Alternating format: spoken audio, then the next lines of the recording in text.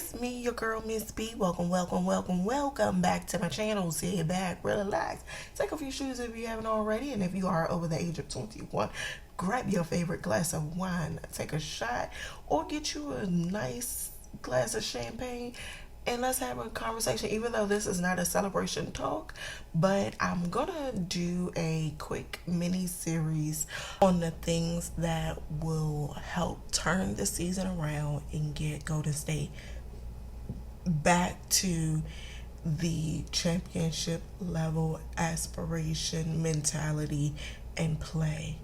Right now, we are not playing at a high level. Like, we need to increase our basketball IQ, and it's going to start with the coaching staff. The coaching staff, I don't feel like that they have high basketball IQ for this season. I feel like Steve Kerr is still living in his golden days back in 2015 through 2019, okay? We can't do that. We have to evolve. Coaches have to evolve. Coaches must evolve, learn more about the sport. Just because it worked in 2017 does not mean it's going to work in 2024.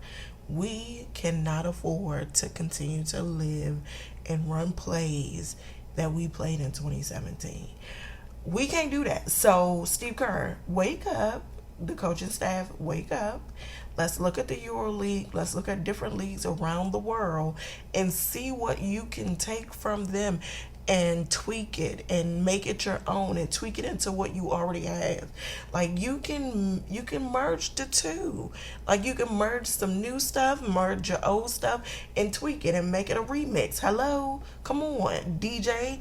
We need Steve Kerr to be a DJ Khaled out here. Get all the hottest stars and make a hit. Make a bop. Come on.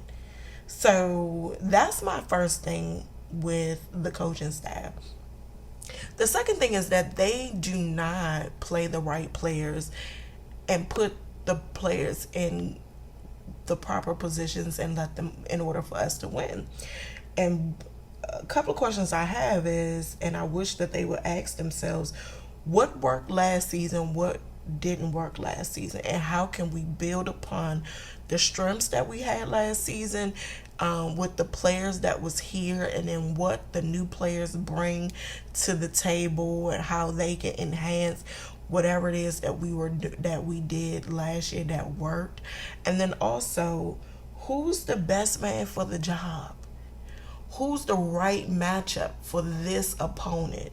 Like, these are the questions that I feel like they need to ask and not just assume. Like, I feel like part of me feel like they don't have a good working plan coming into the season. And then two, Steve Kerr is playing to the seniority unwritten rule.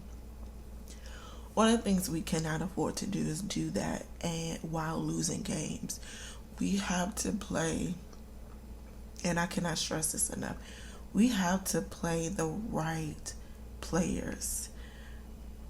Unfortunately, we have to throw that seniority rule out the door because, again, we can't afford to lose games at the expense of egos because someone been here 7 years versus 3 years. Like, the 3-year player may be the better option, and that the goal should be to win games and not to appease players who've been on the team for decades or longer.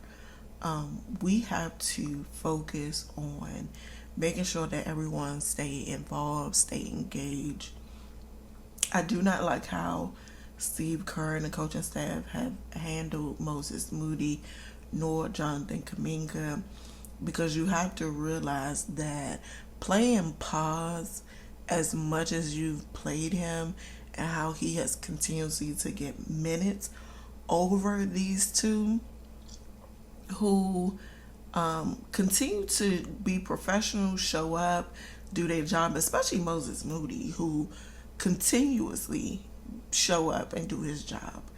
And to watch Paz get the nod over them is kind of like a slap in the face, because it's like no matter what Moses Moody does and or Jonathan Kaminga, they will get pulled and benched quickly and receive DNPs.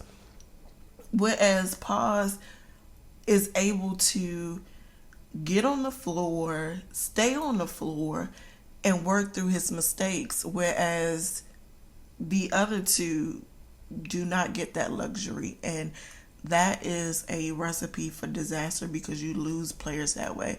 And coaching staffs, they have to check their ego at the door as well and buy into the team and do what's best for the team and make those hard decisions. And that's that on that. Talk to you in the next series.